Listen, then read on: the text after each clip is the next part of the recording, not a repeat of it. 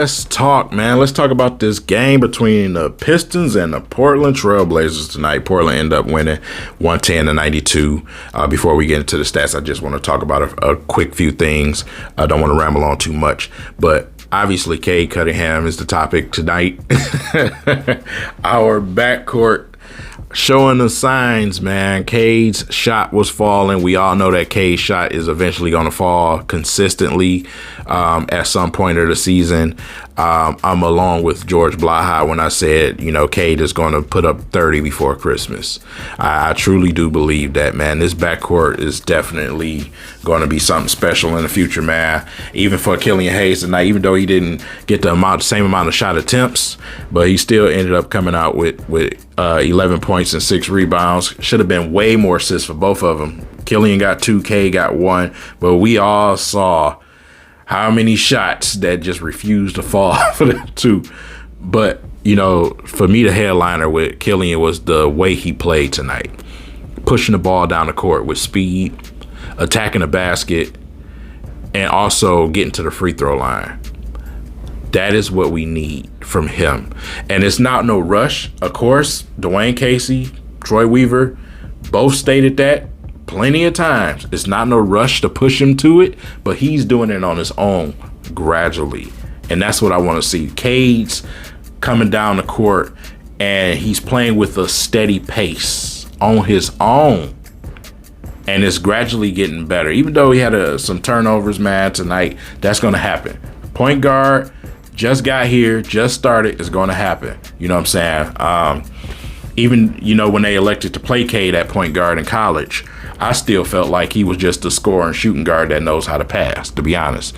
At times you see, he throws some uncharacteristic passes at times. That's going to happen. Young point guards, nothing you can do about it. But it's something he's going to go through. It's going to get better. You see how quick it got better for Killian Hayes. I don't know if it's going to be that quick for Cade, but, like tonight, 6 turnovers. 6 turnovers a night, but he wasn't the only one. Jeremy Grant had 5 himself tonight. So when you in an offense that's not flowing right, when you're in an offense where, guys are, I don't even understand. It was a point out there where you had Corey Joseph out there with Cade and Killian, and it literally confused the hell out of everybody out there. I don't even know if y'all seen the game, but it was crazy to see. You know what I'm saying? These dudes literally was looking at you like, okay, you supposed to. I like, come on, bro. I'm not ranting on Casey. I'm not going there no more. I told y'all, I'm going to just step back and let him do his thing, man. The only thing that this team, these young guys, they just need time. They just need time. I'm going to leave it at that. You know what I'm saying? But like I said, you got 2 guards, when Killian's getting to the line and shooting the basketball with confidence. The only thing left for Dwayne Casey to do is increase his shot volume. We all know who has the majority of volume of the shots on his team. That's Jeremy Grant and Cade Cunningham.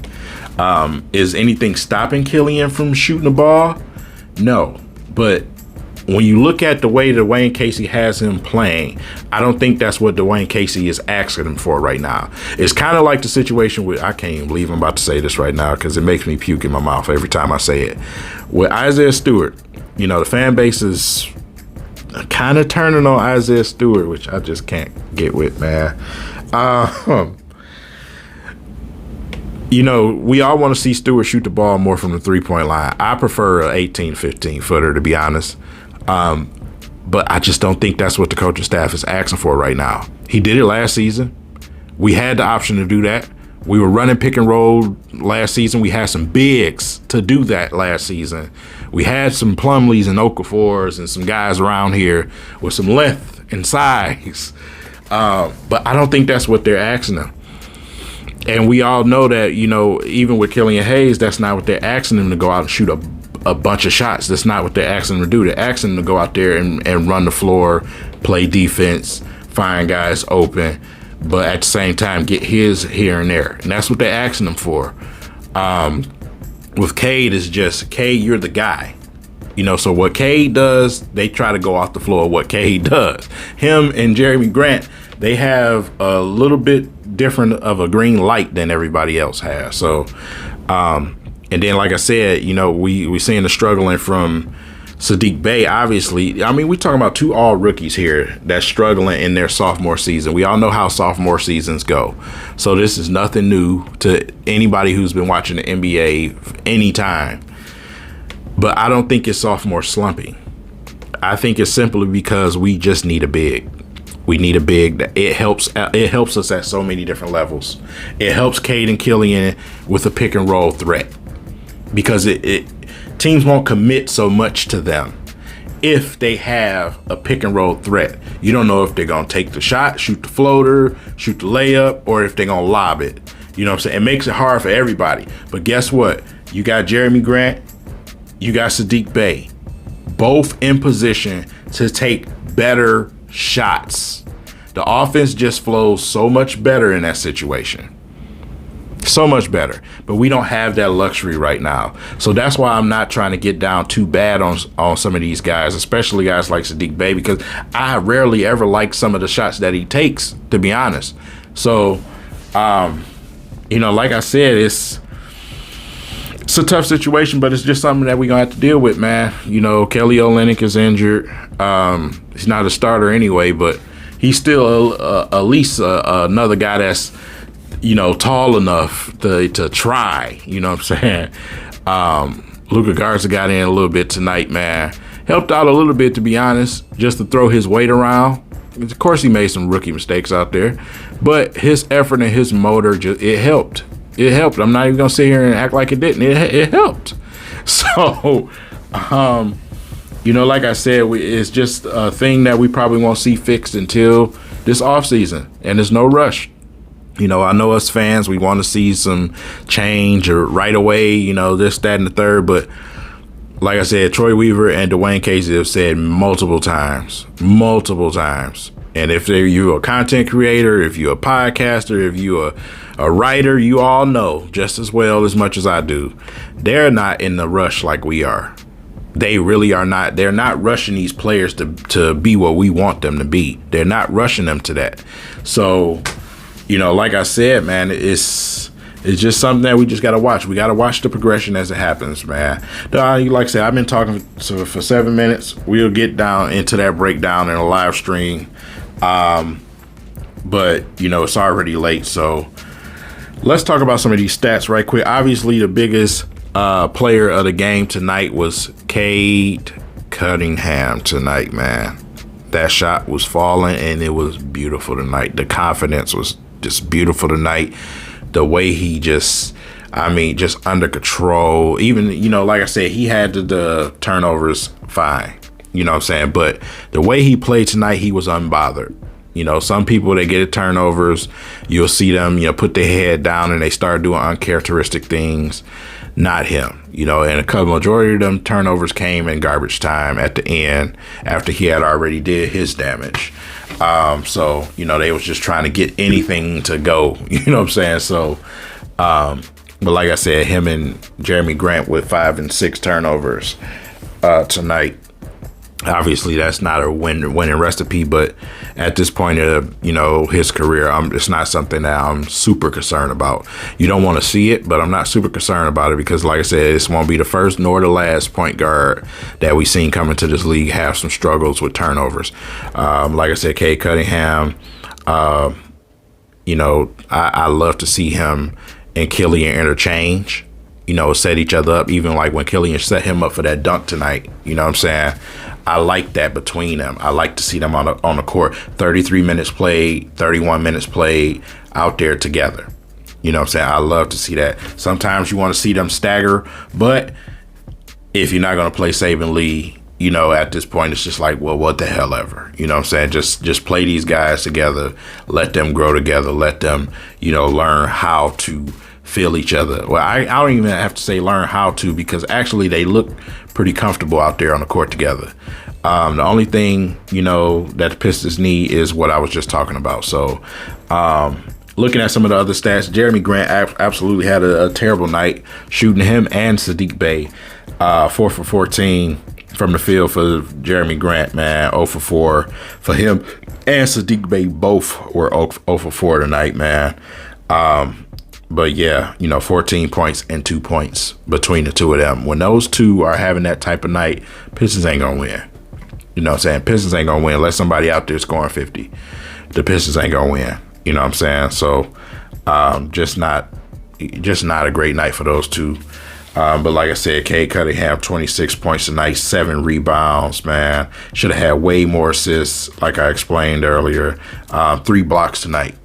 3 blocks tonight from him. So, like I said, then Killian Hayes, 11 points, 4 for 4 from the free throw line tonight. He was actually attacking the basket tonight. So, but, he's right now in limited. This is the reason why I need, Dwayne Casey. When Dwayne Casey does say, okay, Killian, I need this from you, it's going to help everybody out. Because like I said, it's going to create. Killian is the best free throw shooter on the team right now, percentage wise, simply because he hasn't shot that many attempts as everybody else. And I'm not going to say everybody else because there's only a couple of guys that's really shot some free throws, probably Jeremy Grant that really shot a lot of free throws for this team. For instance, tonight, Cade Cunningham free throws 1 for 2. He only shot 2 free throws tonight and all of that. You know what I'm saying? Simply because they don't have an offense where they pick and roll and attack and draw fouls. They just don't do that at the point guard position, period, on this team. So, like I said, with him going to the free throw line and knocking down all 4 free throws, right now shooting 91%, but he's 15 for 16. You know what I'm saying? 15 for 16. So when he does get that part to his game where Dwayne Casey says, okay, we need you to start attacking more, because the reason why I say Dwayne Casey, because one thing that you got to understand, Dwayne Casey, they're not asking him to be that right now. That's not what they're asking him to be right now. They're not asking him to constantly attack the basket. Yes, they want to see him do it, but they're not asking him to go out to shoot a high volume of shots and attack constantly. That's not what they're asking him to do. So, like I said, when we do get to that point, like I said, it's going to help everybody else out, because teams ain't going to really know how to deal with that. They're not going to. You got Cade Cunningham and Killian Hayes both attacking the basket. Once they ask them to start attacking the basket a little bit more, it's going to help out. But we're not going to get to that point until we get some help. We need some help. You know what I'm saying? We need help, man. We need that pick and roll guy, man. We need that pick and roll big. So, it is what it is. It's just something we got to wait for. You know what I'm saying? And, man, my mind is racing right now because it helps in so many areas. You know what I'm saying? So, for instance, Stu tonight actually was getting the ball tonight. 15 points, 14 rebounds. Jeremy Grant made it his business to find Stu tonight. And that helps when in the scoring department, and it helps with Stu's confidence. What we saw from Stu, what made him all rookie last season, was the ability to step out and shoot the 15-footer, which I really, really love when he does that, because I feel like it's such a high percentage jump shot for him. But he was actually stretching all the way back to the 3-point line last season too. He's not shooting those attempts this season. So that's why I say I think it's the coaching staff. I think the coaching staff is not asking them for this year, because you don't even see the plays ran for him to actually do it consistently, to be honest, because our offense is totally different. You know what I'm saying? It's different from what we was doing last year. So, and if you think I'm lying, you can go watch. You can go watch some clips of how that offense was running last year and what we're doing right now. I hate what we're doing right now, but I understand what we're doing right now, because when you look at the roster, we really don't have that option right now to, do what we know we all need to do, which is pick and roll. We'll have Sadiq Bey and Jeremy Grant between Cade or Killian, whichever one of those two is not running that pick and roll in open spots where they can actually get good shots. You know what I'm saying? So, boy, you'll get a headache trying to figure out what we doing with this team right now, simply because of, trying to compensate for the holes that we have. And the biggest hole, obviously, is in the paint area. So, like I said, man, really nothing else up and down the stats that you really want to talk about besides those three. Cade, Killian, and Beef Stew tonight. You know, like I said, those were the guys that kept me intrigued and kept me watching the game tonight. Obviously, Cade was hot. He was on fire. But like I said, to see him and Killian playing off each other and Killian attacking, and then to see Isaiah Stewart actually get the ball and shoot 7 from 8 from the free throw line tonight. Stu needs to get to the free throw line. He needs to. You know what I'm saying? So instead of him trying to grab the ball when somebody misses and trying to get putbacks all the time just to put points up, we can't treat him like Andre Drummond. We can't do that. We need to have him involved. He needs to be involved. Simple and plain. If he's going to be our undersized guy, we got to get him involved. He has to be a threat. He has to be a threat.